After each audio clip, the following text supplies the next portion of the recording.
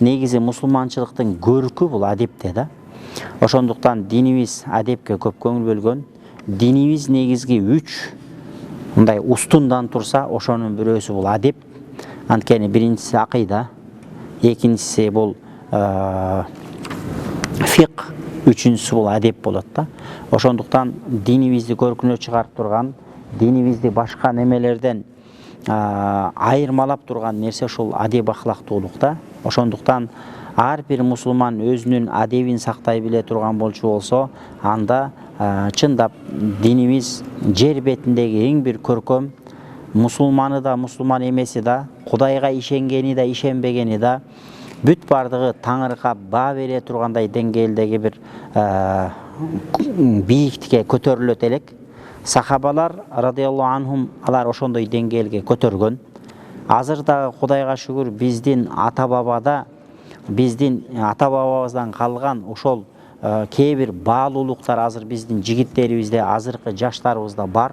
Бул биздин кээ бир адеп ахлактар биздин ушундай каныбызга сиңип кеткен. Ушунчалык деңгээлде өзү мусулман, бирок намаз деле окубашы мүмкүн, орозо деле тутпашы мүмкүн, бирок мусулман үй бүлөсүндө таалим болуп чоңойгон. Мына Россия жергесинде жүргөн өзүбүздүн мекендештерди карасак, бир күнү бир таксист кыргыз бала мындай жакшылык иш кылыптыр, мындай бабушкага мындай жакшылык кылыптыр, мындай дедушкага мындай жакшылык кылыптыр деп эле угуп атабыз. Мына азыр бүгүн дагы соц тармактарда эмеге чыкты, жаңылыктарга чыкты. Бир имам бир миллионго жакын акчаны таап алып, бирок ээсине кайтарып бергендиги. Бул биздин ошол адамдын акысын коркуп, адамдын убалынан коркуп, ошо бирөөнүн акысын кайтарып берүү деген бул ата бабабыздан биздин каныбызга сиңип калган улуу бир баалуулук да. Демек, ислам дини өзү баалуулук, бирок буга окшогон баалуулуктарыбыз бар. Өткөнкү сабакта да айтканбыз, шайтан ошондой экен, бизге тузагын жайып, кайсы бир жол менен болсо дагы бизди ошол өзүнүн тузагына түшүрүп алууна аракет кылат экен. Кээ бир шайтандын тузактары бар экен. Мусулман адам баласы ошол тузактарын байкабастан ошо шайтандын тузагына түшүп калат экенбиз. Мына муногул китептерде ошого окшогон нерсени айтканда, мусулман адамдын мындайча айтканда биринчи тепкичтеги мусулмандар эмес, уже ортолоп, ортодон жогору тепкичке көтөрүлүп калган мусулмандар кандай болуш керек? Анткени биринчи тепкичтеги мусулмандарды биз ичпе, чекпе, уурлук кылба деп тарбиялайбыз. Ал тепкичке жеттик, Кудайга шүгүр. Азыр бирөөлөр бар, алар ичпейт, алар чекпейт, алар уурлукка барбайт, алар арам жолдорго барбайт, алар 5 убак намазга бекем, 30 күндүк орозого бекем. Демек, булар биринчи этаптан өттү. Кийинки этапка көтөрүлүп атат да. Кийинки этап не десе, шайтан ошондой экен, шайтан кээде адам баласын не только күнөө иштер, кээде сооп ишти жасатып туруп, сооп иштин аркасы менен сенин ишенимиңди нафсиңе буруп, менин нафсим кыйын, мен нафсимди ушинтип атам, антип атам, минтип атам деп туруп, мусулмандарды баягы жолдон адаштыруунун аракетин кылат экен да. Намаз окуп жүрүп эле адам баласы адашат экен. Ошондуктан мына окшогон адептерди аалымдарыбыз, Алла рахматын алсын, оолияларыбыз, буга жерке өткөн бүт 4 мазхабтын аалымдары ошо окшогон нерселердин баарын бизге баяндап түшүндүрүп кеткен. Биз жөн китеп деген нерсени ушу элибизге жетип калса, элибиз угуп калса, билип калса, аз бизде китеп окуу маданияты ушунчалык деңгээлде жок болуп кетти. Өткөндө бирөөлөрүң отурсак айтат, мен вообще китеп окубай калдым дейт. Демек, китеп окубаган коом бул жакшы эмес да. Ошондуктан биз өзүбүз анан кийин китеп оку десе, орусча китептерди, кыргызча китептерди окуйт экенбиз, бирок тилекке каршы мунага окшогон эмгектер, мындай мээнеттер бизде азырынча которула элек да. Эми мүмкүн келечекте жаштарыбыз, жаш муун дагы тереңдеп билим алып, эметилсе, бу окшогон нерселер которулуп, эли журтубуздун колуна бир жакшы бир белек болуп тийип калса, бул жакшы нерсе. Бирок ошол которулганга жери дагы колдон келишинче биз ушул окуп, айтып берип, ушул жердеги нерселерди бир аз элдин кулагына түшүрүп, кулагына салып, ел ушундан кабардар боло берсе деген максаттан ушул сабактар уюштурулуп атат. Мына ушул мечитте, жашынакай жаркыраган мечит ушундай бизге шарт түзүп берип аткан ушул мечиттин жетекчилигине, ушул мечиттин жалпы кызматкерлерине да Аллах ыраазы болсун, иштерине береке берсин. Анда эмесе сабагыбызды баштайлы. Бүгүнкү адеп ушундай. Мусулман адам баласы өзүн эң бир кээде ушундай болуп атат да, бул жалпыбызга тиешелүү. Бул жерде бир бирөөгө, сизге же бир такырга тиеш эмес. Бул мусулмандарга тиешелүү нерсе. Кээде кээ бир мусулмандар бир аз бир нерсени үйрөнүп алып эле, анан кийин өзүн шейхтин ордуна коюп атат. Өзүн молдонун ордуна коюп атат дагы. Анан кийин кээде ушундай маселелер болуп атат. Бирөөлөр бир Чубак ажыкебиздин же болбосо Максат ажыкебиздин ушундай бир устаздарыбыздын, чоң дамлалардын айткан маселелерин угуп туруп эле ошондон өздөрү жыйынтык чыгарып фатва алып аткан учурлар болуп атат да. Ошондуктан бул сабакта общий жалпы мусулмандарга багыт берилет. Мусулмандын маселесине келгенде бирөөнө башка жооп болушу мүмкүн, экинчи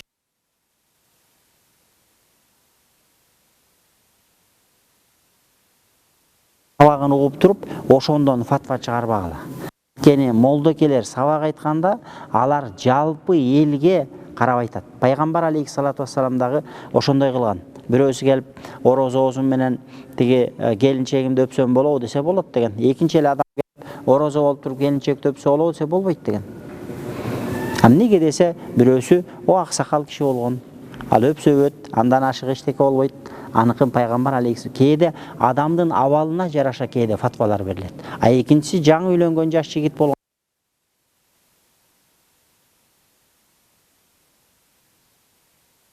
Зыяны тийбесин деп туруп ал адамды кыргызда ошол жаш баланы өпкөн болбойт деген менен. Анткени жаш баланы өпкөндө эч кандай оозу ачылбайт. Ал жерде биздин кыргызда ушундай уят бекен болгон экен, каймана неме менен көнүп калган кыргыз элибиз. Ошондуктан мен жалпы көрөрмандарды, мусулмандар ушул нерсеге чакырат элем. Бир устаз бирдеке сабак айтып аткан болчу болсо, анда ошонун сабагынан жекече фатваны албаңыздар. Ошого окшогон маселеге устаздар мурун интернетте жооп берген болчу болсо деле, бирок сиздики тонкий маселеден айрым болуп калышы мүмкүн.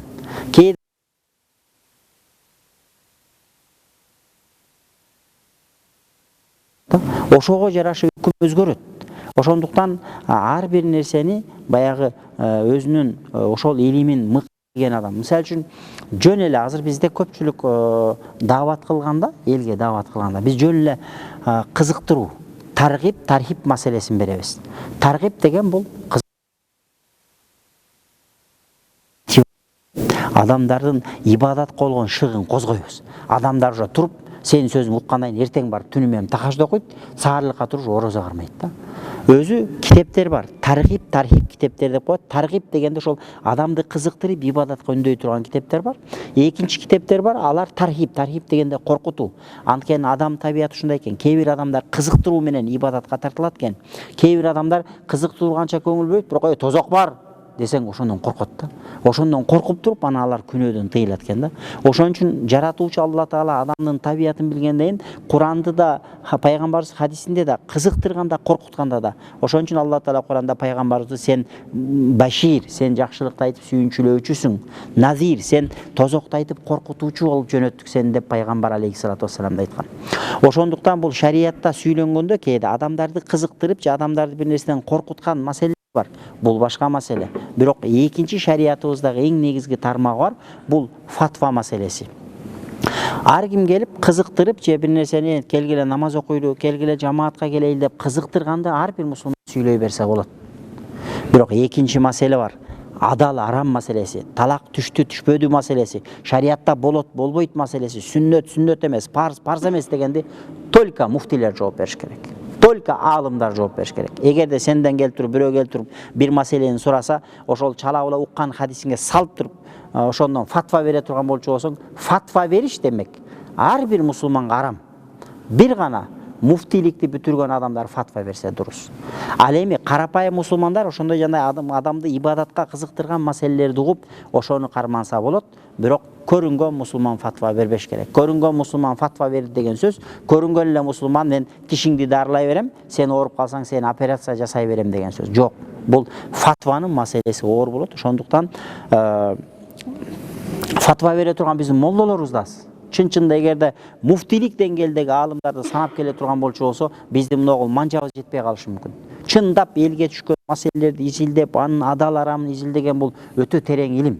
Мун үчүн атайын университет окуйт, окуйт, аспирантура окуйт, анан барып адал арамды үйрөнөт. Ошондуктан бул жерде айтылып аткан сабактарда максат ошол да, мусулмандар ар ким өзүнүн чегин билиш керек. Өзүбүздүн ордубузду билели, динибиздеги жашообузда канчалык деңгээлде биз динге сөз айта алышыбыз мүмкүн, канчалык деңгээлде динде биз пикирибизди айта алабыз, кайсы жерде токтолушубуз керек. Ошондуктан жалпы мусулмандар билгенибизди айтып бирөөлөрдү даават кыла берсек болот. Бирок бирөө келип туруп фатва сураса, фатва бергенге уруксат жок. Фатва бериш, эгерде фатвалык, муфтилик деңгээлдин сабагын окубаса, андай устаздардын астында окубаса, фик китептерди окуп, ошол адамдардын абалын, ошол кырдаалды ситуацияны түшүнүп, ошого жараша муфтилер фатва берет. Демек, андай деңгээлде устаздардан уруксат берилбесе, андай адамдар медресени бүтүрсө деле фатва бериш арам болот. Не только катардагы жөнөкөй мусулман, даже медресени бүтүргөндөр дагы атайын муфтиликтин окуусун окуп, ошонун курсун бүтүрбөгөн болчу бере албайт. Ошондуктан муфти болуш анын үстүндөгү ступенька. Ошондуктан ушул нерсени биле жүрөйлү. Анткени биз буга жери көп айтканбыз, пайгамбарыбыз хадисинде айтат, тайманбай фатва бергендер, тайманбай тозокко баруучулар. Ажраукум алал футия, ажраукум алан нар. Тайманбай фатва бергендер, булар тайманбастан тозокко баруучулар деген да. Ошондуктан фатва берүүнүн жоопкерчилиги күчтүү. Эгерде сен фатва бергенге илимиң болбостон туруп, туура фатва берсең дагы арам. Анткени сен бир жолу фатваң туура болгону менен 1000 жолу ката болот. Ал эми чыныгы муфтилик деңгээлдеги аалымдар фатва берсе, ал 100 фатва берсе, мүмкүн 10-у ката болушу мүмкүн, бирок 90-у туура болот. Ошондуктан аларга дурус болот. Эгерде алар ката берсе, кайра оңдошу мүмкүн, бирок көрүнгөн адамдын фатва берүүгө укугу жок. Ошондуктан могул жерде мындай дейт: мусулман адамдын адеби ушундай болуш керек. Мусулман адам өзүнүн ордун билиш керек дагы, өзүн шейх кылып, өзүн молдо кылып көрсөтүп алуудан улак болуш керек. Biraz эмелерге караганда бираз көбүрөөк мечитке каптап, көбүрөөк эрте келип калган. Уже ошол жердеги 5 кишиге, 10 кишиге молдо болуп алган да, короз болуп алган. Алардын молдосу ошол да, отур десе отурат, жат десе жатат, баягы эл ошол угат. Анан кийин келип туруп, анан ушинтип баштайт да, ушинтип меники гана туура деп туруп, анан кийин келип бираз үйрөнүп алган бир-эки нерселерди. Анан ошо молдолорду сындап баштайт. Баланча аалым айтса деле аны жактырбайт, түгүнчө аалым айтса деле аны жактырбайт. Өзү эчтеке илими жок. Бирок молдолорду сындап баштайт. Уже меники гана туура дейт, эчтекени билбейт, өзү окуган эмес, бирок молдолорду сындап, молдолорду критиковать этип баштайт. Демек, мусулмандын адеби ушундай болуш керек. Өзүнүн ордун билсин, өзүн шейхтин, молдонун ордуна койбосун, жана молдолорду ошентип келип не кылбасын, жана антип критиковать этип, молдолорду сындап, анан кийин бул ал деп молдолордун үстүнөн томбу чыкканын токтотсун дейт. Демек, кимде ким ушундай кыла турган болчу болсо, анда бул адамдын ишениминин, илиминин, такыбалыгынын алсыз экендигине далил болот дейт. Эгерде өзүнүн эч кандай бир билими, деңгээли болбостон туруп, бирок билимдүүлөргө, аалымдарга же болбосо өзүнөн жогорку турган адамдарга сын пикир айта турган болчу болсо, албетте такыбалуулукта, илимде, билимде, анда бул адамдын алсыз экендиги, дининин тайыз экендигинен кабар берет дейт да.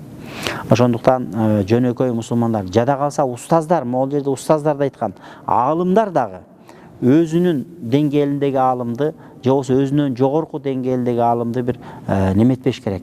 Бирөөнү бирөө паска урбаш керек. Жада калса ушул нерсени айтканда, эгерде бир аалым турса деген, ошол аалымды элдин баары келип угуп, ошонун шариятын угуп, ошонун маселесин угуп, элге ушунчалык пайдасы тийип атса деген, экинчи бир молдо келсе, сүйүнсүн деген да.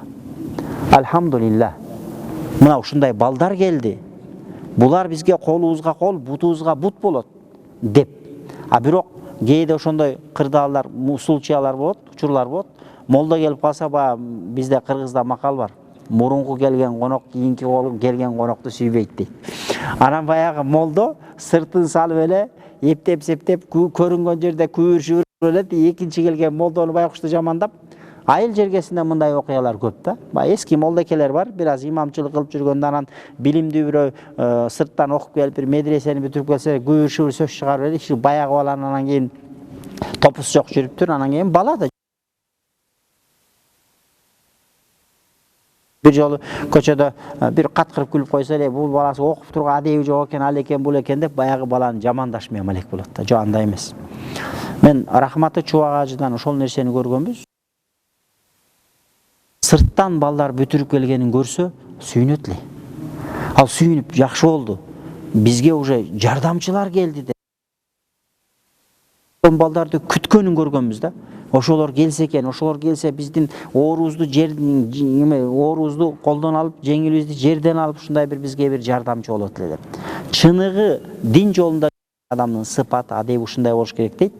Өзү молдо болуп турса, дагы bir молдо, кошумча bir молдо илимдүү айылга келе турган болчу болсо, ошону кучак жайып тосуп алып, калп эле элден уятынан эмес, чын жүрөгүнөн ошону тосуп алыш керек дейт да. Эгерде кимде ким ушундай сыпатка ээ болсо, анда альхамдулилла сен жакшы адамсың. Анда сен туура жолдосуң. Анан сыртыңан билгизбей ичиңен түтөп бул келди, мен имамчылыгымдын жарымы кетет турбай, мен тапкан жарымы кетет турбай, анан мен деп сага ошол баягы молдону ичиңден жек көрүп тура турган болсоң, анда бул эмненин белгиси? Бул жетекчи болуу, башчы болууду, элди өзүнө каратууну сүйгөндүктүн белгиси дейт. Пайгамбарыбыз айткан, кимде ким элди өзүмө каратып, жылдыз болом деп, ошол эл менин гана көзүмдү карап, менин көзүмдүн карасы менен тегеренип турса, анан мен айткан гана фатвага элдер амал кылса деп, өзүн ошондой элестетип ала турган болчу болсо, анда бул Аллага да жакпайт, бул пайгамбарга да жакпайт, динибизде да бул нерсени койт. Ошондуктан мусулман адамдын адеби ушундай болуш керек. Ошол эле кезде молдолордун же адамдарыбыздын да адеби ошондой деңгээлде.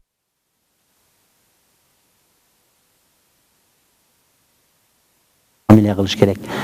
Ичи тардык кылбаш керек дейт. Ва'лам, билип койгун дейт.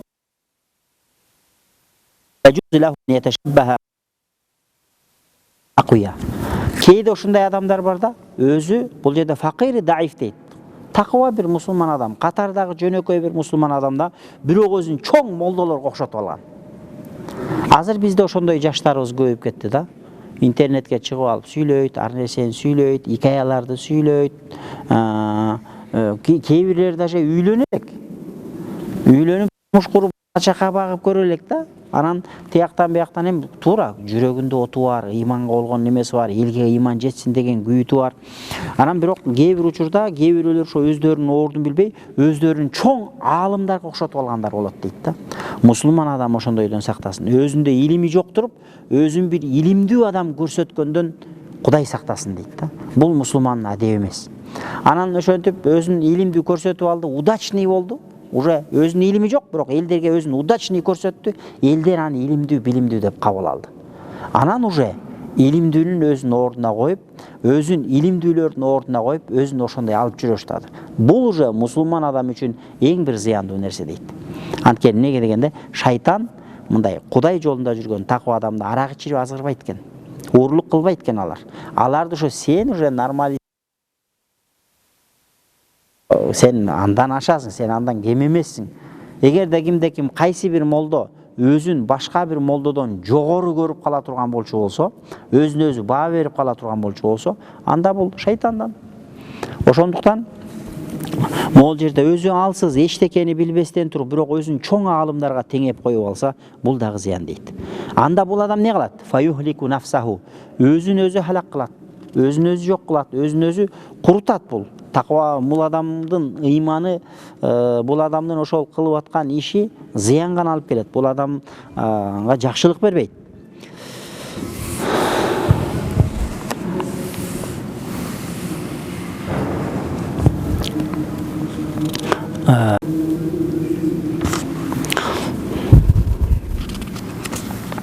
Ошондуктан могул жерде айтат да, мусулман адам баласы ушундай болуш керек.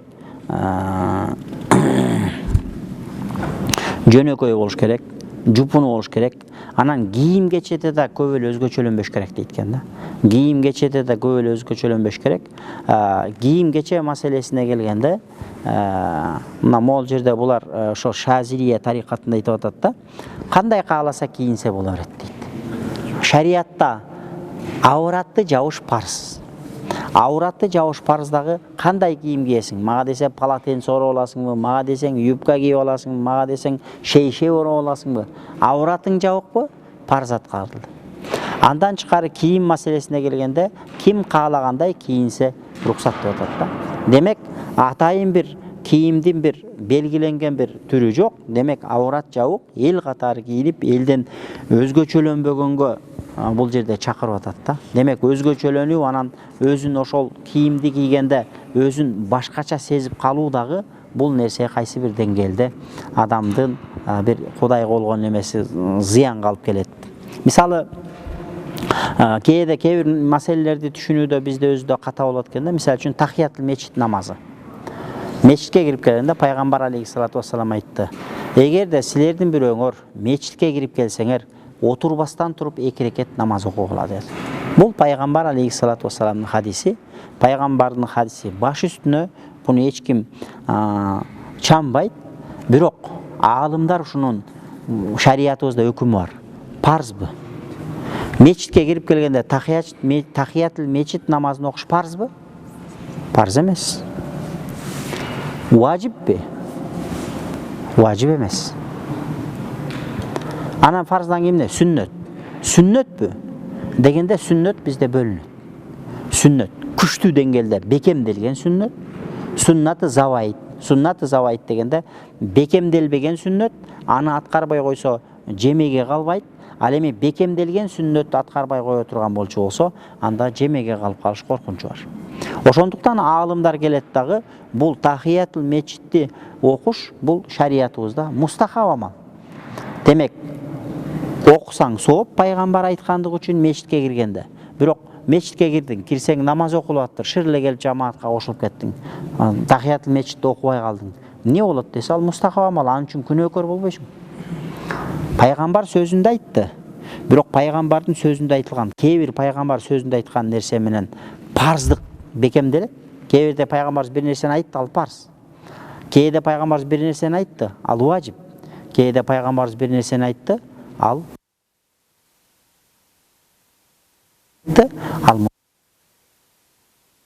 пайгамбарыбыздын оозунан чыккан нерсенин бардык эле парз боло бербейт.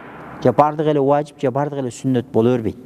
Кээ бирөөсү парз болот, кээ бирөөсү важип болот, кээ бирөөсү сүннөтү муаккада болот, кээ бирөөсү сүннат завайт болот, кээ бирөөсү мустахаб болот, кээ бирөөсү мубах болот. Ошол пайгамбардын оозунан чыккан нерсенин парз экенин, важип экенин, сүннөт экенин, мустахаб экенин, мубах экендигин аныктап бере турган булар аалымдар. Ошол имам Азам рахматулла алейх. Ошон үчүн кээ бир пайгамбар оозунда айткан, бирок аалымдар ага мубах деп фатва берген. Мубах деген нерсе эмне десе, мубах деген эмне десе, бул ошо аткарсаң сооп, аткарбасаң күнөө эмес. Мустахаб аткарсаң сооп, аткарбасаң күнөө эмес. Ал эми мубах деген аткарсаң да күнөө эмес, аткарбасаң да күнөө эмес. Бирок ниетиңди оңдоп Алла үчүн десең, анда бул сооп болот. Мисалы үчүн кечинде үйгө барганда отуруп диванга жатып, мүмкүн телевизор көрүп, мүмкүн китеп окуп, мүмкүн ал кылып, бул кылып. Бунун бардыгы мубах амалдар. Же болбосо бир күндө 3 маал тамак ичсең, бул дагы мубах амал. Пайгамбар алейхиссалату вассалам бир күндө 3 маал тамак ич деген сүннөт жок. Кылсаң сооп, кылбасаң күнөө эмес. Демек, эртең менен бир ичип, кечинде бир ичип эле ошо менен тамак менен токтолсоң деле болот. А бирок биз бир күндө 3 маал, 4 маалан кечинде жатарды, эртең менен турганда кылып кошуп үйрөтүп атабыз. Бул мубах амал. Мубах деген нерсе кылбасаң күнөө көрмөссүң, кылсаң деле күнөө көрмөссүң. А бирок пайгамбар ушундай кылган экен, мусулмандар 2 маал тамак ичкен экен, кой мен дагы 2 маал тамак ичейин деп туруп, ниетиңди ошо пайгамбар үчүн деп туруп ошондой нерсеге өтсөң, анда ниетиңди ошого койгондугуң үчүн соовун аласың. Ошондуктан мына биздеги жанагы азыркы мисалы айта кетсек, мисалы пайгамбар алейхиссалату вассалам айтты хадисте, 7-8 хадис келген, ошол хадисте келди, бутту баягы бак электи кыскартуу маселеси боюнча мисалы. Бак электи кыскартууга келгенде деле ошондой. Пайгамбар алейхиссалату вассалам хадисте айткан, кимдеки муспил изараху дегенде баягы бак элеги шымдын же болбосо ал учурда сахабалардын учурунда мындай биздегидей мындай шымдын этеги аласы 2ге бөлүнүп тигилген шым кийген эмес, бул кийин чыккан да. Эгерде сүннөткө дей турган болчу болсок, анда узун кийишибиз керек. Ошон үчүн биздин ата баба жана чапандарды, чепкендерди кийген. Булар узун болгондагы анан баягы жаап жүргөн. Демек азыркы учурда биз бак элеги экиге бөлүнгөн, ортосу экиге бөлүнгөн шымдарды кийип жүрүп атабыз. Биринчиден ал, анан экинчиден биз кийген кийимдердин бүт баарын эле баягы эмеси, шымдын этеги, конучу жок эмеси, шымдын этеги баягы биздин кызыл ашыктан төмөн болуп атат. Азыр кийип жүргөн баарыбыздын эле шымыбыз, мына бу байкебиздики деле ошондой экен. Баягы этеги ошондой узун болуп атат да. Бирок пайгамбар алейхиссалату вассалам айткан, ошол кимдин кийип жүргөн шымынын ошол жана кызыл ашык дейбиз же томук дейбиз, томуктан ылдый түшүп кетсе, анда пайгамбарыбыз ал тозокко түшөт дегендей мааниде, коркуткан мааниде пайгамбар алейхиссалату вассаламдын 7-8 хадиси бар. Анан эмнеге дегенде пайгамбарыбыз бул текеберликтен деген да. Анан ошондон келет дагы кээ бир туугандардын көз карашында хадисти түзмө-түз алат дагы жанагынтип эмне дейт, болду. Шымыңды болду. Кызыл ашыктан төмөн түштү, бол сен тозокко барасың дегенде мааниде хадис бар да, бол сен тозокко барасың деп өкүм берет.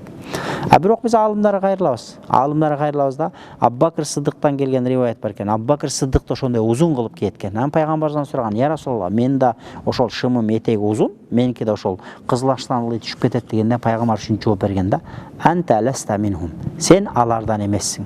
Сен кимдерден эмессиң? Текеберлерден.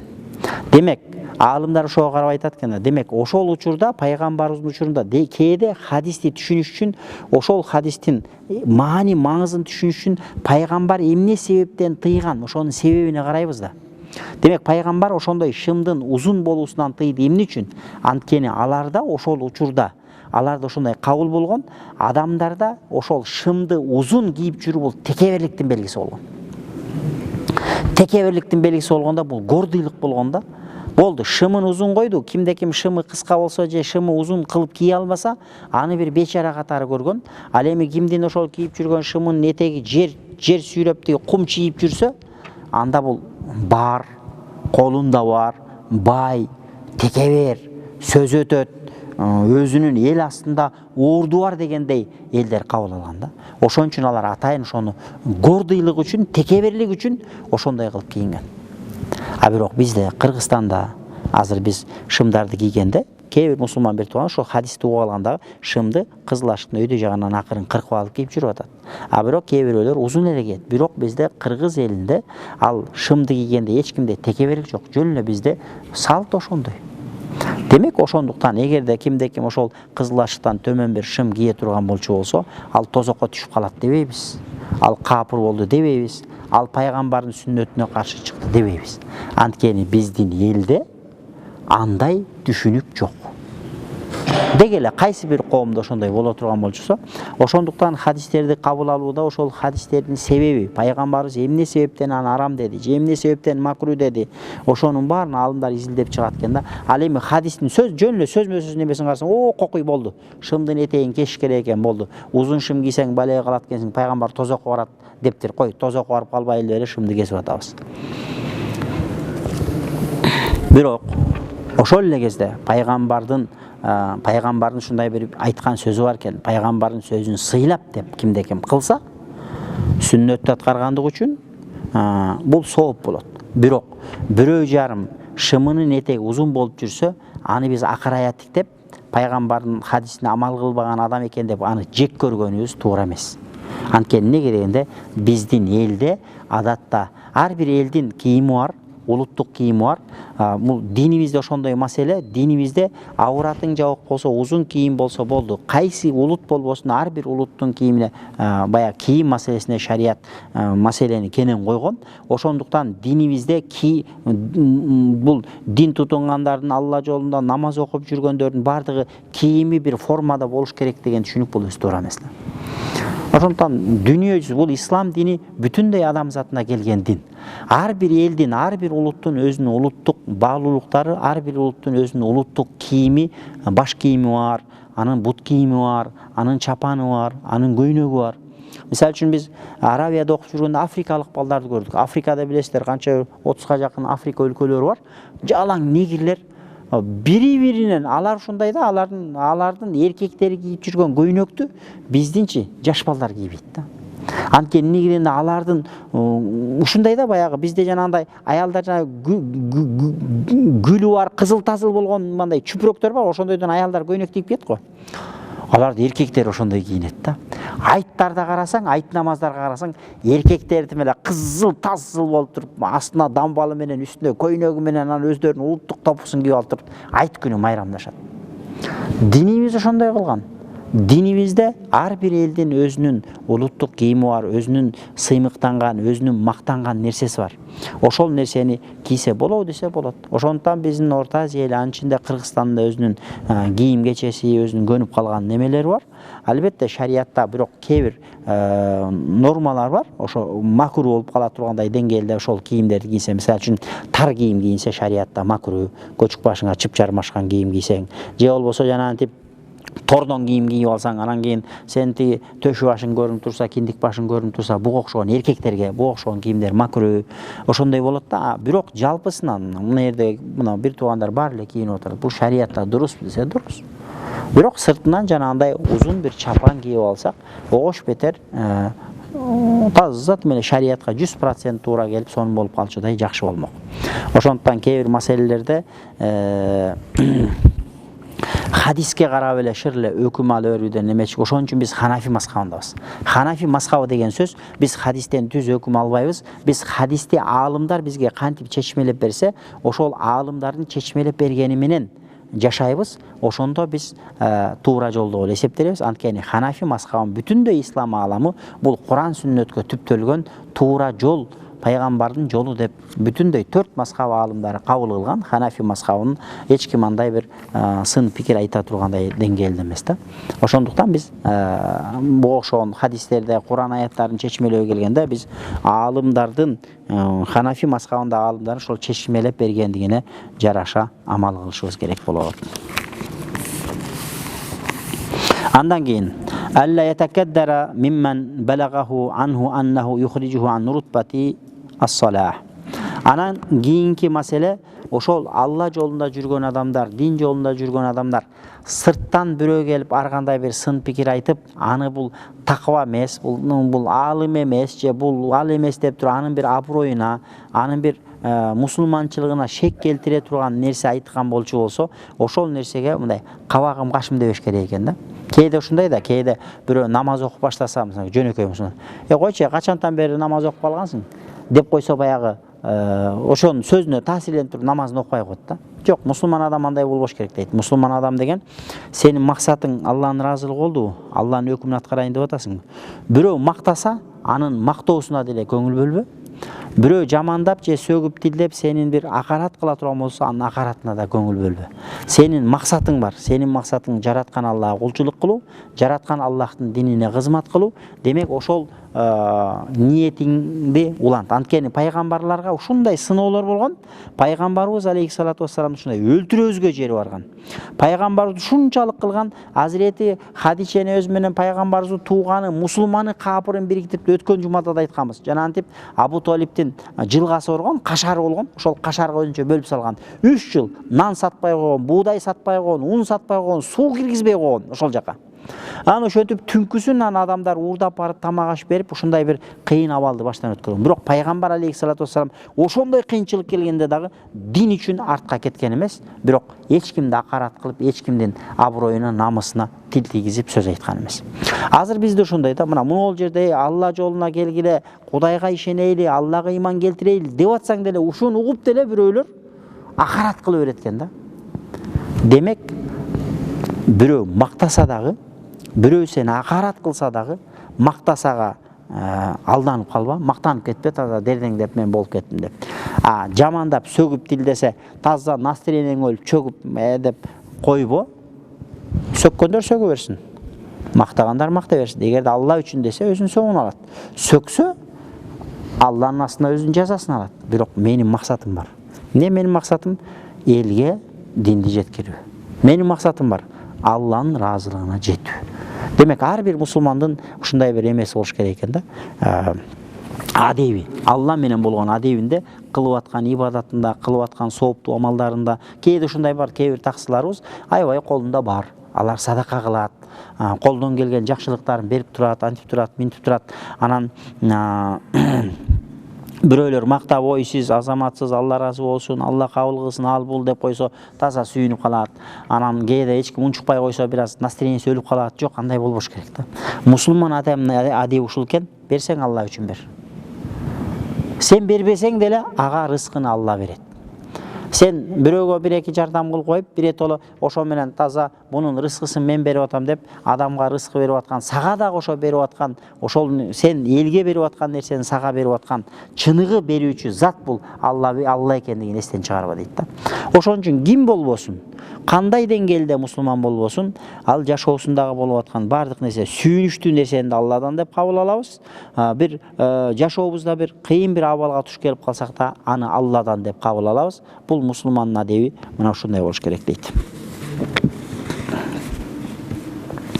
Мындай дейт да: min şanihi alla yetekeddera mimmen belagahu anhu an yukhrijahu an rutbati salihin. Bирөө келип туруп, ал алым деле эмес, ал олия деле эмес, ал эч ким, ал таква деле эмес деп бирөө сенин бир кадырыңа шек тийгизген бир сөздү айтса деле, ага эч кандай кабагым кашым дебе дейт. Анткени сен чындап Кудай деген таквадан болсоң, чындап алым болсоң, сени алым эмес десе деле, сен алым экениң анык. Чындап таква болсоң, сени таква эмес десе деле, бирок сен таква экениң Кудайдын астында анык.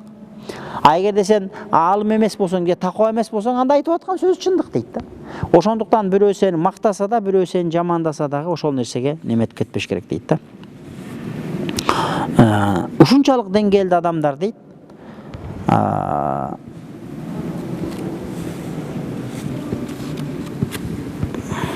ошондуктан ушундай бирөө мактаса, бирөө жамандаса, ага эч качан кабагым кашым дебестен, чыныгы Кудайга кулчулук кылган адамдын максаты Аллахтан башка эч ким болбош керек, Алланын гана ыраазылыгы болуш керек болду дейт. Мисалы, кээде ушундай да, могул жерде ошол мисалды келтириптир да, кээ бирөөлөр дейт, устазын мактайт да, кээ бирөөлөр устазын мактайт да, ушундай бир деңгээлде неметип кетет дагы. Устазын ушунчалык деңгээлде мактайт, керек болсо ушинтип айтат экен да, бирөө могул жерде ушинтип келтирип коюптур да. Менин устазым даже дейт экен да, жада калса туалетке барганда daarатканада андан атыр чыгат деп макташы мүмкүн дейт да. Бирок ошону шейх угуп туруп, ошону чындап эле угуп алып, ошондон ой азамат, рахмат деп ошого кумарланып ошол сөзүнө ыраазы болсо, бул уят нерсе дейт. Daarатканага барганда эч кандай атыр чыкпайт, daarатканага барганда нажас нерсе чыгат. Андан кийин daarат алыш керек болот. Бирок кээ бир адамдар ушундай экен эмес да, кошоматчылык кылып жиберебиз. Ошондуктан шариятта кошомат кылып, колун өп жиберебиз кээде. Ошо кошоматчылык кылып бирөөнүн колун өпсө болобу десе, кошомат кылып шакирт устаздын колун өпсө болот. Кошомат кылып бала атанын колун өпсө болот. Кошомат кылып кыз эненин колун өпсө болот. Бирок кошомат кылып кедей байдын колун өпсө арам. Аз бизде кол өпсө баары эле арам деп атат. Андай эмес. Байдын колун байлык үчүн кошомат кылып өпсө, анда арам. Бирок устаздын колун кошомат кылып өпсө, илимге айткан, илимге 5 нерсе болмойун, илимге жетпейт деген. 5 нерсе, кайсы бир адамда ошол 5 качество болсо, ошол адам илимге жетет деген. Ошонун бирөөчүсү ит шыйпалаңдап, куйругун шыйпалаңдатып, кожоюнга кошомат кылгандай, шакирт устатка кошомат кылбаса илим жетпейт деген. Ошондуктан шариятыбызда шакирти устатка кошомат кылса жарашат. Бирок кедей байга кошомат кылса, же бай бир башка бир өзүнөн күчтүүрөөк байга кошомат кылса, бул арам.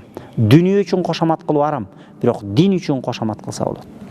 Дин үйрөнүш үчүн, акыретти үйрөнүш үчүн. Ошон үчүн ушул жерде ушул нерсени айтып атат да, бирөө келип туруп, менин устатым ушундай адам, менин устатым андай, бизде ушундай сөз бар экен да, туугандар. Мен угуп алып аябай эме таң калдым да. Мындай дейт да, олия учпайт дейт экен. Шакирттери учурат дейт экен. Демек олия катардагы адам. Олиянын жөнөкөй мусулмандан айырмасы, жөнөкөй мусулман bir günü günah kılıp, bir günü çalınıp çıkılıp, bir günü müdürülüp çıkılıp hep turup yaşagan adam olsa, oliya biraz ağa karanda turuktulak, takvalıkta özü bir tuğra bir jolga düşüp kalgan, özün bir tuğra bir nukka salıp algan, igilиктүү musulman da aytabыз da. А бирок кимде ким олия учпайт, аны шакирттери учурат дегенде кээ бир адамдарды биз өзүнүн деңгээлинен жогору көтөрүп жиберип атабыз. Андай немелерди биз жашоодо көрдүк. Бир эки аалымдарды бир экөөлөр мактап атат. Эми анычы ушу сахабаларга теңеп салган да. Анчалык деңгээлде болбош керек. Жок, туура. Устаздарыбызды, аалымдарыбызды сыйлайлы. Бирок аны сыйлап сахабалардын деңгээлине, пайгамбардын деңгээлине көтөрүп жиберүүгө биздин акыбыз жок. Кимде ким кайсы бир аалымды же кайсы бир олияны сахабанын деңгээлинен жогору көтөрүп жиберсе, анда ал адам кайтсын, тобо кылсын, ал адам ката кетет.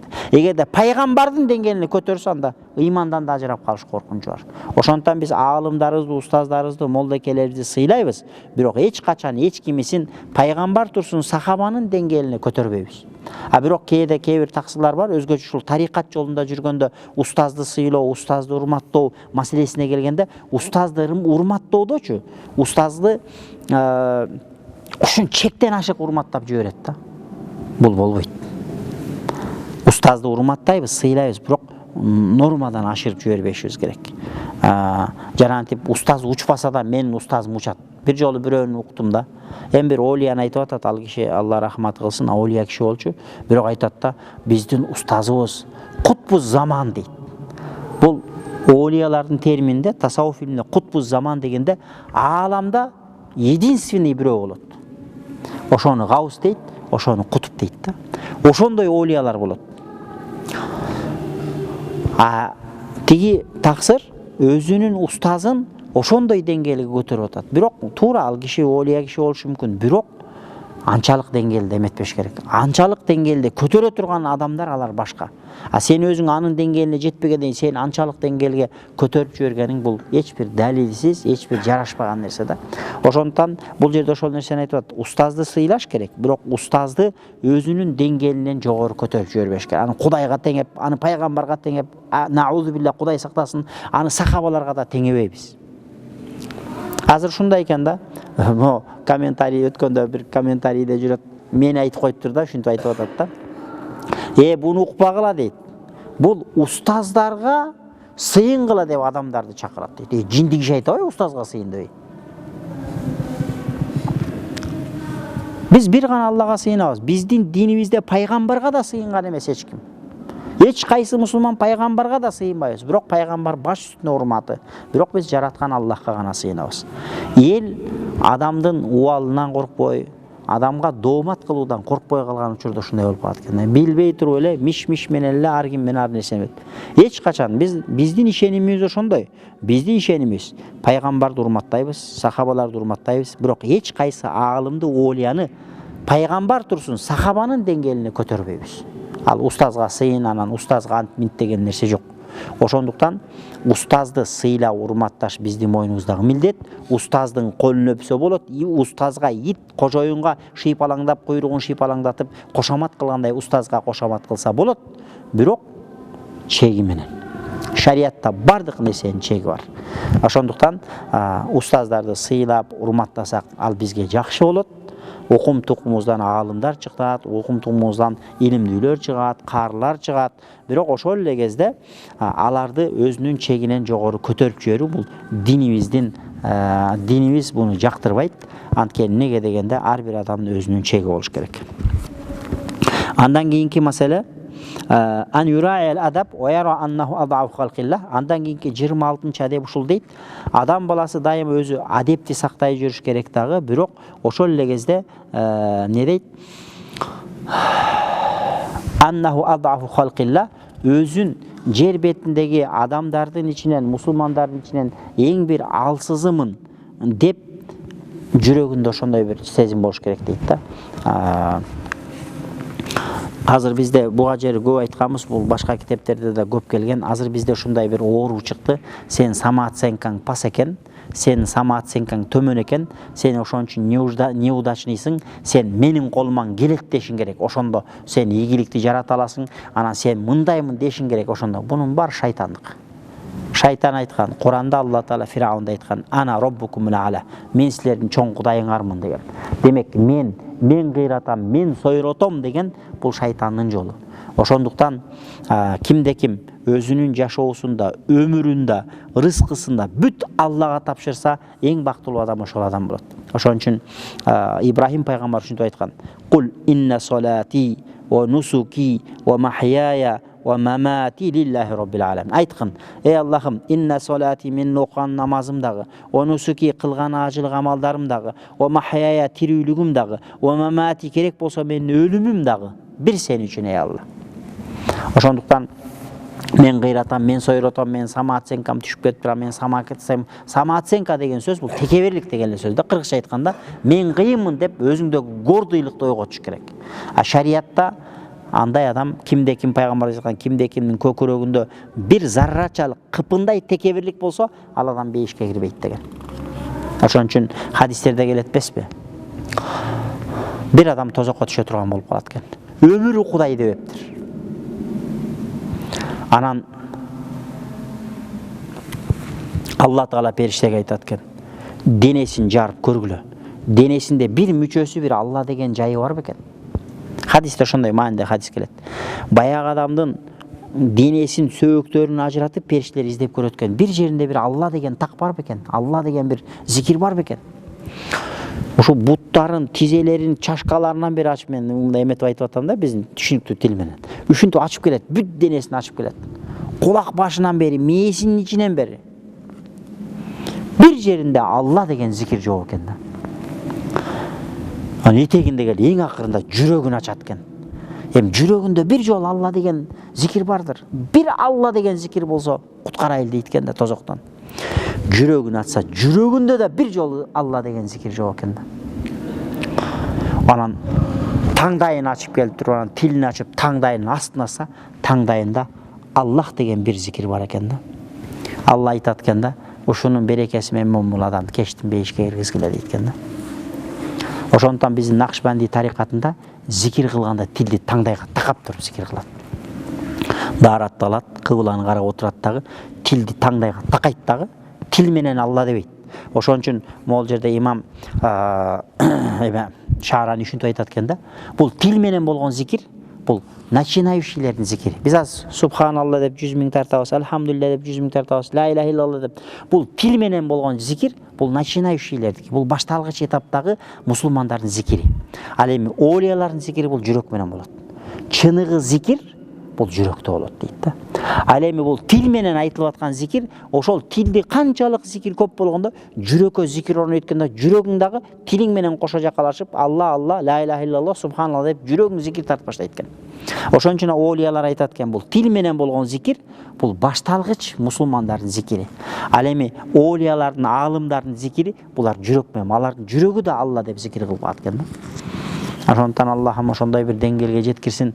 Өлгөндө чындап биз тилибизде айта беришибиз мүмкүн, бирок өлгөндөчү мына көрүп атабыз го, турмушта ошондой экен, адам наркоз алгандан кийин, операция болуп наркоз алгандан кийин бирөө ырдайт экен, созголонуп, бирөө сөгүнөт экен, бирөө кагынат экен, бирөөлөр Куран окуйт экен. Мына интернетте көрүп калып атабыз, кээ бир адамдар операциядан чыкканда анткени жүрөгүндө эмненин махабаты болсо, адам кыйналганда, адам акыл эс кеткенде, адам өлүп баратканда акыл эсин кетет.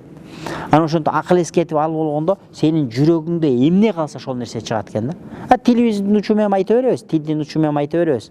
Пайгамбар алейхиссалату вассалам айткан, кыяматка жакын ушундай бир элдер чыгат, алар Куран окуйт, алардын окуган Кураны алкымына ла южавизу таракияхум деген, таракий деген жерде эки сөөк чыгып туруп, ошону таркия дейт. Ошол алардын окуган Кураны ушул жерде оркоюп эки чыгып турган сөөктөн наркөстө өтпөйт. Алар Куранды тил менен гана окуйт, алардын жүрөктөрүнө Курандын акыйкаты кирбейт деген да. Ошондуктан бул тарикат жолунда, Накшбанди тарикатында чыныгы зикир эмне десе, бул жүрөк менен болгон зикир. Ал эми тил менен болгон зикирге сооп берилет, албетте сооп берилет. Аябай сооп алышың мүмкүн. Бирок бул башталгыч мусулмандардын зикири бул тил менен болот. Ал эми чыныгы Алланын мухаббатына жетип, Аллага ашыктык деңгээлге жеткен оолия мусулмандардын зикири бул жүрөк менен болуп калат дейт да. Ошондуктан ошон үчүн аалымдарда талаштарыш бар. Тил менен болгон зикирдин сообу артыкпы же жүрөк менен болгон зикирдин сообу артыкпы? Биздин Накшбанди аалым уламалардын айтуусунда жүрөк менен болгон зикирдин сообу артык дейт. Анткени тил менен болгон зикирди периште угуп турат. Сен ла иляха иллалла, ла иляха иллалла, ла иляха иллалла дегенде периштелер угат, соогуп жазат.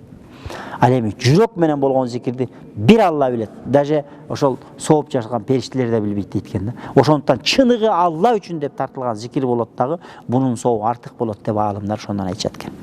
Ошондуктан бул тарикат жолунун негизи эле зикир жолунун өзгөчөлүгү ошондо экен. Туура эмес түшүнүп калбаңыздар.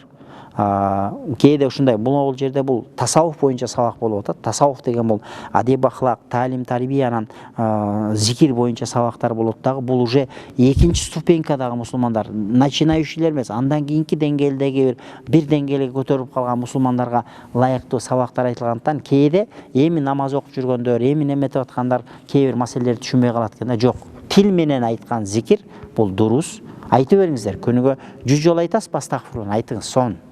Күнүгө 1000 жолу айтасызбы ла иляха иллаллах, айта бериңиз, сон. Күнүгө бир пара Куран окуйсузбу, окуй бериңиз, сон. Бул бизге сооп топтоп атабыз. Бирок ошол эле кезде ошол нерсени наркы нерсеге жетишибиз керек, жүрөк зикир тарта турган деңгээлге жетиш керек.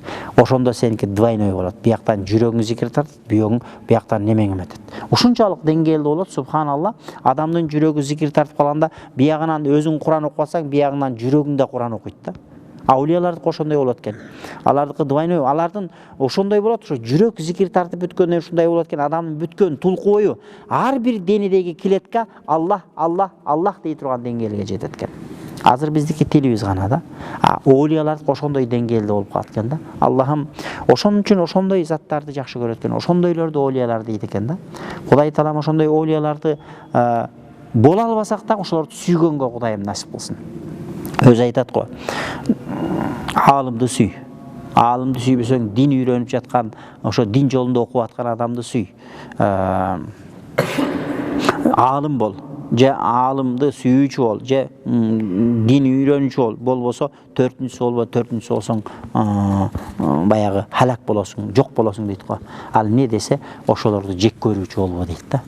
Ошондуктан дин жолунда жакшы аракет кылганга аракет кылайлы, такыбалык кылганга аракет кылайлы, анан ошолорду сүйгөнгө аракет кылайлы. Ошо дин жолунда жүргөндөрдү жек көргөндөн оолак болойлу. Бул динибизге, жашообузга, акыретибизге зыян алып келет.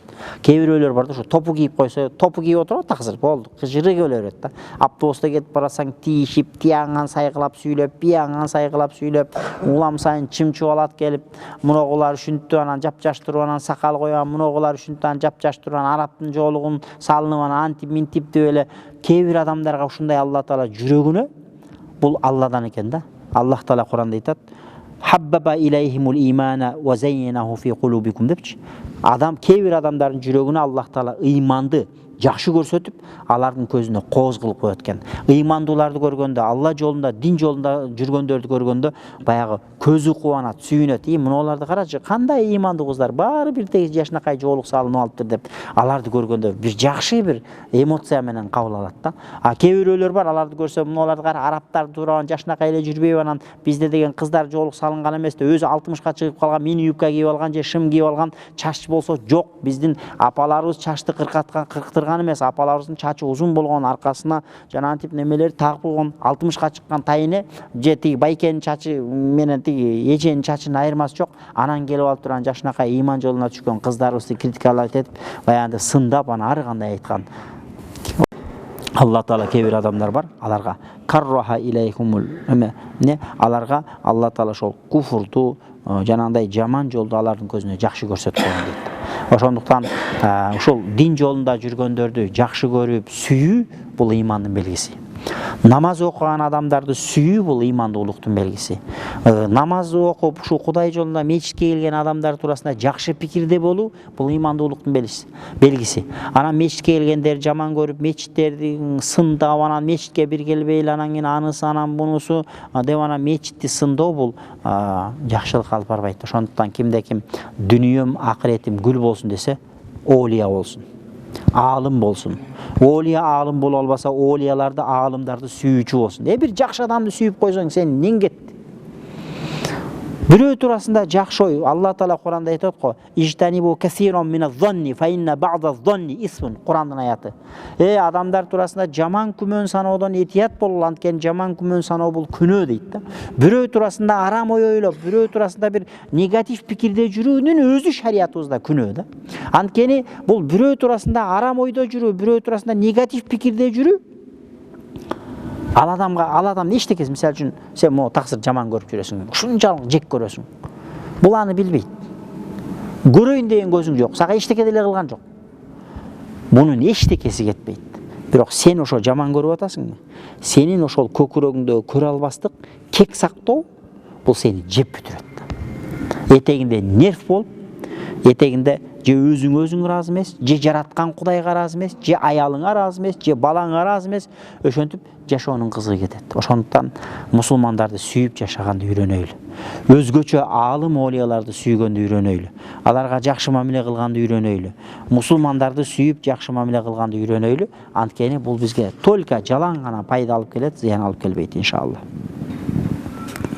Ошондуктан мусулман адам баласы өзүн ушундай деп ойлош керек, өзүн эң бир алсыз бир мусулманмын, мен бир эч киммин деп ойлош керек дейт да.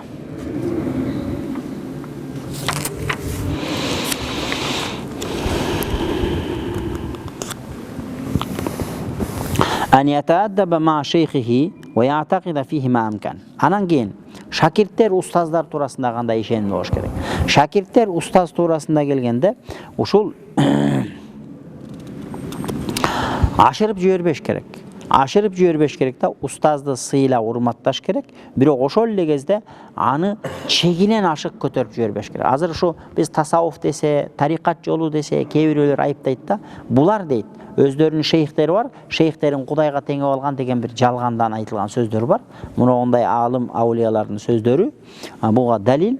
Анткени бул жерде айтып атат: шейхиңди сыйла, урматта устазыңды. Сага акырет жолун көрсөтүп аткан, сага такыбалыкка себепчи болуп аткан устазды сыйла, урматта, бирок деңгээлинен жогору көтөрбө. Аны жана айткандай сахабага теңеп жибербе, пайгамбарга, Аллага теңегенде наузу билла, Кудай сактасын. Аларга биз теңебейбиз, бирок сахабаларга да теңебе. Демек, устазыңды сыйла, урматта, бирок деңгээлинен жогору көтөрүп жибербе дейт. Анан ушинтип заты мел ушу ааламда менин устазыман өткөн эч ким жок, меники гана единственный деген дагы ишеним туура эмес дейт. Демек, биз айтабыз, менин устазым бул менин тарбиячым, жакшы адам. Мен бул устазга өзүмдүн колумду бердим. Устаз менин тарбиячым, устаздын айтканын аткарам.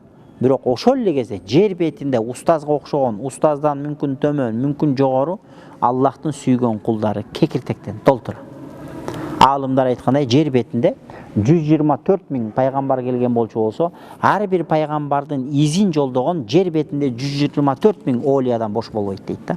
Демек, ислам ааламында 124 000-нин тегерегинде пайгамбар келген, имам Ахмад риваят кылган хадисте. Демек, ошол 124 000-дин ар бир пайгамбардын изин жолдогон, ар бир пайгамбардын кадамынын аркасынан келген ар бир жер бетинде 124 000 деңгээлиндеги олиядан бош болбойт. Ошондуктан менин устазым ошол олиялардын бирөөсү, жер бетинде мындан дагы башка олиялар бар деп туруп, өзүңдүн устазыңды сыйлайсың, бирок экинчи бир устазга тил тийгизип, анын аброюна сөз тийгизүүдөн оолак болобуз. Азыр бизде кээде ушундай да, Бишкекте медреселер көп. Кээ бир бул мен медреседе сабак бергендейм, мен медреседеги балдардын көйгөйлөрүн билем да. Bir medresenin balдары bir medresede окуйт да, устаздарын жакшы көрөт да. Экинчи медресенин балдарына керек болсо салам айтпайт, устаздарын даже мындай тоготуп да койгусу келбейт да. Бул медреседе окуп аткан биздин жаш жеткинчектер үчүн бул катастрофа, бул зыян да. Биз окуп жүргөндө рахматы Молдо Сабыр Дамла устазыбыз, Кимсанбай Ажеке устазыбыз. Билесиздер, тарыхта Кимсанбай Ажы менен Молдо Сабыр Дамланын ортосунда дайыма тирешүү болуп келген. Кимсанбай Ажеке муфти болуп турганда Молдо Сабыр Дамла муфтиликтен түшүрүү, ушундай нерселер болгон. Бирок бул экөөнүн талаш тартышы жеке бир инсандык, же бир акча, же бир байлык болгон эмес. Экөөнүн тең максаты динди канткенде жаябыз. Болгону бирөөсүнүн методикасы бирөөсүнө жаккан эмес. Биз момундай кылсак көбүрөөк пайдап келебиз, давай мону кылабыз деген, ал кылбайбыз деген экөөнүн ортосунда тирешүү ушундан келген. Сахабаларда да тирешүү болгон. Азирети Али менен Муавиянын ортосунда тирешүү болгон. Согуш болуп кетип адамдар өлгөн. Бирок биз Азирети Алиге да жаман сөз айтпайбыз, Азирети Муавияга да жаман сөз айтпайбыз. Экөөнүн ортосунда максаты жакшы болгон, бирок экөө бири-бирин түшүнбөстүктөн болгон дейбиз. Ошол сыяктуу бул молдолордун арасында деле болуп калышы мүмкүн. Мен мисал катары ошону айта кетсек, мына экөөнү тең Алла рахматын алсын. Сабыр дамлабызды өтүп кетти. Кимсанбай ажикебизди Алла рахматын алсын, экөө өтүп кетти. Экөө ушундай нерсе бар эле. Биз Молда Сабыр Дамлада коебуз. Бирок Молда Сабыр Дамла бизге сабакка киргенде ушинтип айтат эле. Кимсан Дамла деп сүйлөйт эле да. Кимсан Дамла дейт, бизге айткан сөз эсимде да. Кимсан Дамла экөөбүздүн ортобузда келишпестик бар. Балдар дейт эле да, 2000-жылдары. Бирок силер тил табышсаңар, Кимсан Дамла менен иштешкиле дейт. Ал биздин келишпестик биздин экөөбүздөгү нерсе. Бирок менин силер шакиртим болгон үчүн аларга мамиле кылба, ага салам айтпа, салам айтсаң мага келбе деп мен силерди айтпайм. Тилин тапсаңар иштешкиле дейт эле да. Ошондуктан медреседеги мен азыркы көп балдарга айтарым да, медреседе окуп аткандар, азыр кээ бир медреседе окуп аткан балдар бар, экинчи медресенин устаздарын тоготпойт. Салам бергиси да келбейт да. А өзүнүн устазы келсе, жойпуланып кошомат кылып колун өпкөнгө даяр. А бирок экинчи башка бир медреседе ошондой эле деңгээлде устаз келсе, бул мусулманчылык эмес. Бул мусулмандын адебине жатпаган нерсе.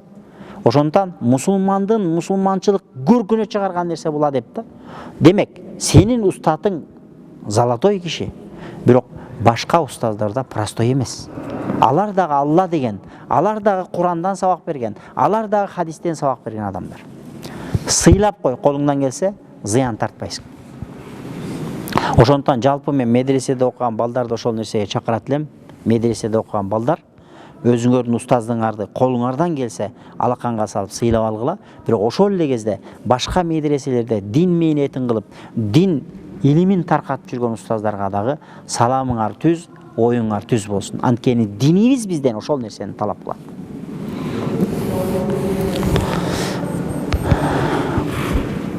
Биз устаздардан ошол нерсени окуганбыз. Ошон үчүн биздин устаздарда жана антип устаздардын ортосунда жанагындай бир ача пикир болгону менен, бирок биздин жүрөгүбүздө, мен бөлөк бирөөнү айтпай коюйм, менин жүрөгүмдө жеке Кимсанбай Дамла устаз үчүн Алла рахматын алсын, жүрөгүмдө бир эч бир жек көрүү же жаман көрүү болбойт эле, болгон да эмес.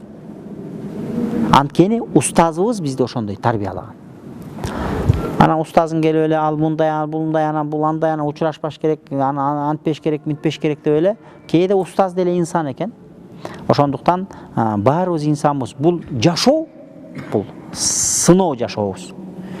Бул жашоодо эч ким бир деңгээлге жетип, уже бейишке гарантия болуп кеткен жери жок.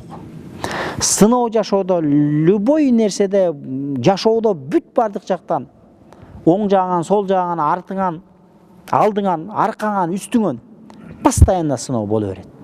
Демек, мусулман адам ошол сыноолорго биз сыноо үчүн келген. Ошондуктан бунун бардыгы сыноо. Ошол сыноодон демек мусулманбы? Мусулмандык үчүн сүйөлү. Ал тиги медресе болуп калса аны жек көрбөйлү. Ал бул медресе болуп калса аны жакшы көрбөйлү. Баарына бирдей Алла жолунда Куран үйрөтүп атат ошолор. Алла жолунда дин үйрөтүп атабы? Ошолорго колуңдан келген жакшы мамилеңди кыл, андан сен зыян тартпайсың иншалла.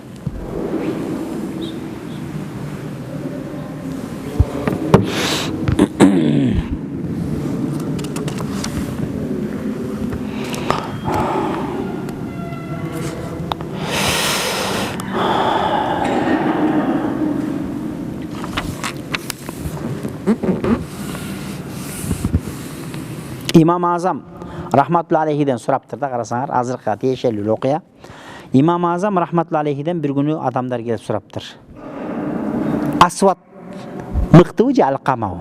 Асваттагы Алкамадагы булар табииндерден да. Имам Азам өзү кичүү табииндерден. А булар улуу табииндерден. Ана Азирети Асват менен Азирети Алкаманы сураптыр. Кимиси кыйын? Десе айтыптыр. Биз алардын атын атаганчалык деңгээлде эмес, биздин деңгээлибиз төмөн. Алар улуу табииндер, биз кичүү табииндерден. Анан кайсарыбызга биз аны тигиниси улук, бунусу улук деп биз аларга бир сын бере турган адам эмеспиз деп Имам Азам жооп берген экен да. Ошондуктан чындап Эгерде сенден бирөөнү сурап калса, бизде ушундай да, өзү эчтекени билбейт, анан бирөөнү сурап калса, ошо аалымдарга баа берип коет да. Өзү аалым эмес, өзү устаз эмес, бирок аалымдарга баа берип коет. Кыргызстанда аалымдардын баары анын сынагынан өтөт да, өтүш керек да, үй өткөрүп койгон. Андай эмес экен да. Көрсө, колдон келсе сыйлап алайлы, урматтап алайлы. Мейли сага кээ бир аалым жакпашы мүмкүн, кээ бир устаз жакпашы мүмкүн. Мейли анын адамдыгы жакпаганы менен андагы Кудай берген шарият илими бар. Ошол шарият илиминин урматы үчүн ошол адам туурасында бир жакшы пикирде болуп кой. Демек, мусулман эч качан бир мусулман туурасында жакшы пикирде болуудан зыян тартпайт. Только пайда болот. Эгерде бирөө туурасында зыян тартып, жек көрүү бар, сенде ичиңде аны кек сактап, өзүңчө эле ага бир кек сактап атасың. Демек, ал сенин өзүңө гана, нафсиңе гана зыян, нафсиңдеги жанагы көрө албастык, ич тарлык деген ооруларды күчөткөндөн башка сага пайда алып келбейт да.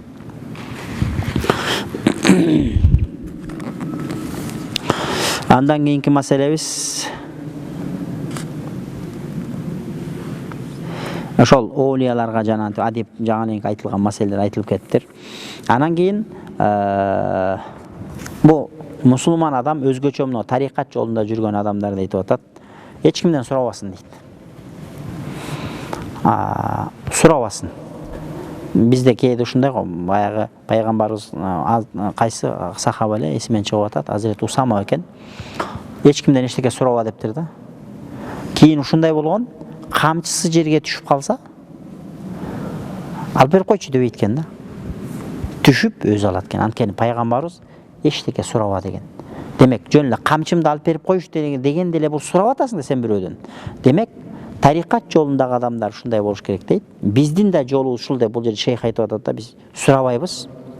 Сурап келгендерди куржалак кайтарбайбыз. Жана Алла берген нерсени казына кылып дүнүйө топтойбуз дейт. Бул тарикат жолундагылардын ушул жолу ушул экен. Сурабайбыз деди.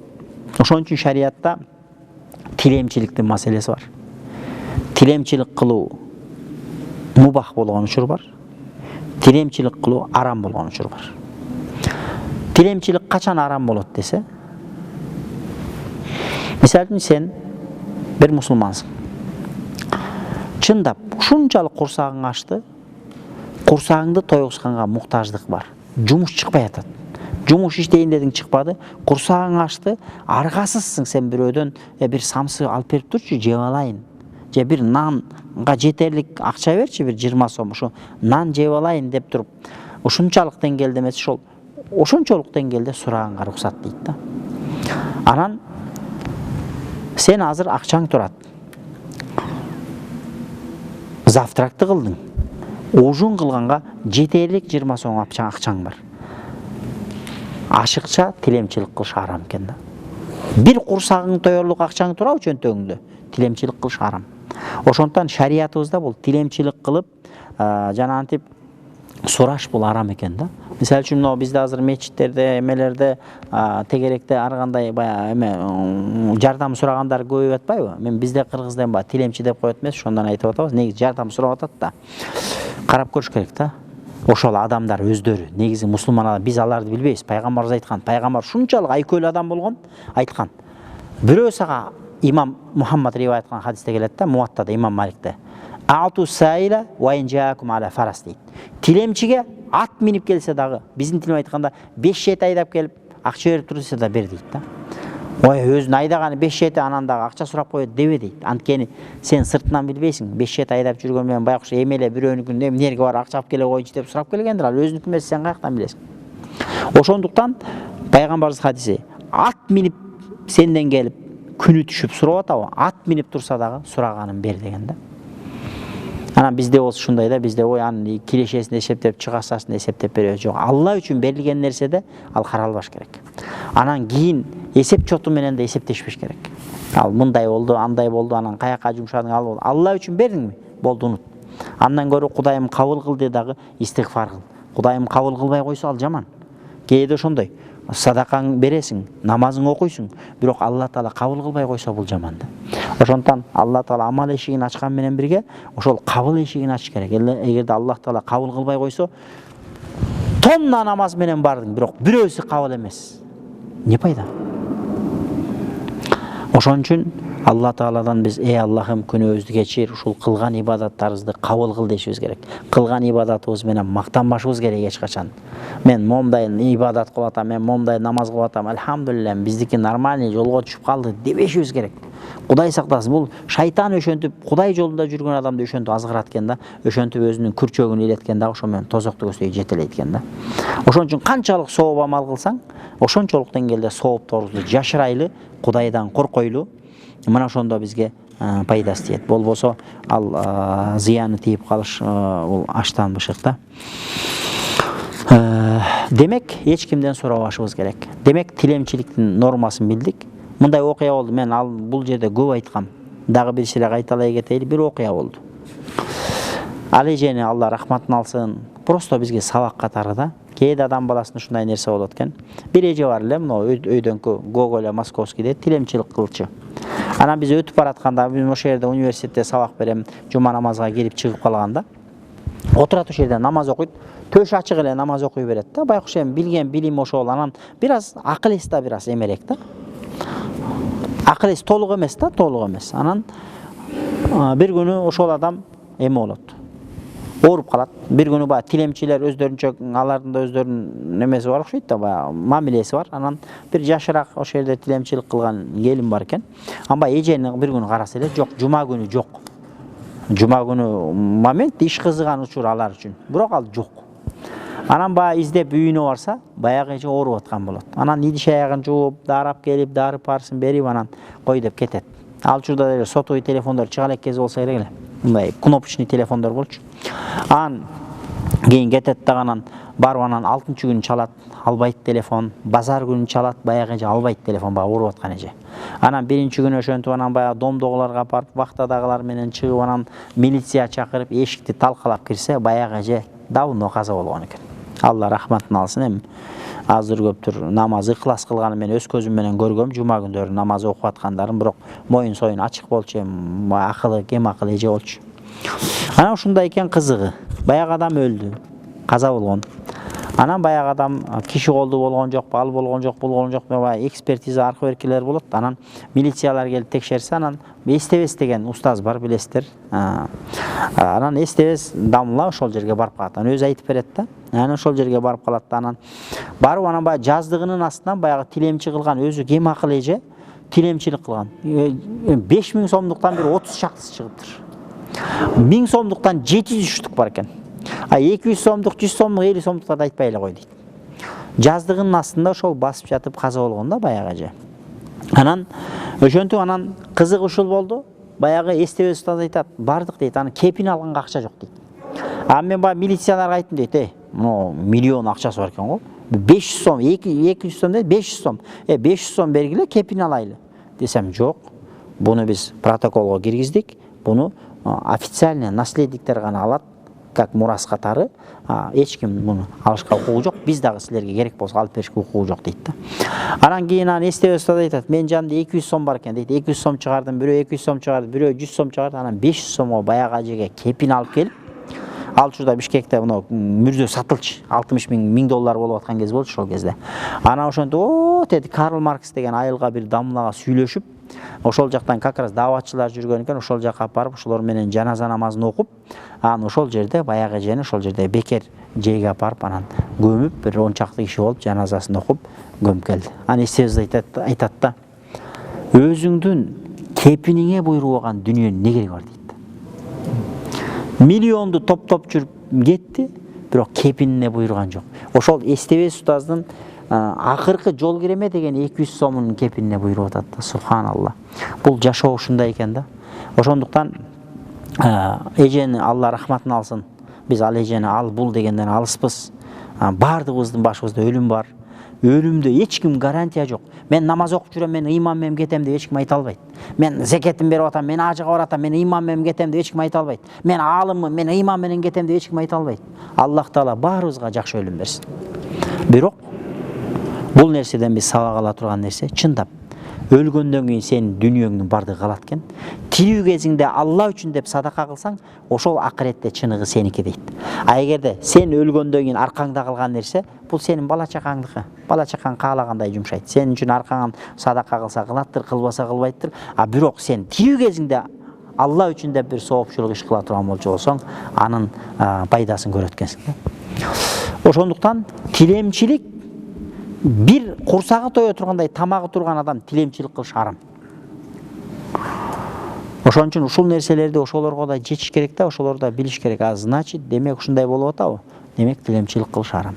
Ал эми садака берүүгө келгенде, ооба, мусулман адам муктаж болуп келип, Алланын ыраазылыгы үчүн деп атса, пайгамбарыбыз кур жалак кайтарган эмес экен.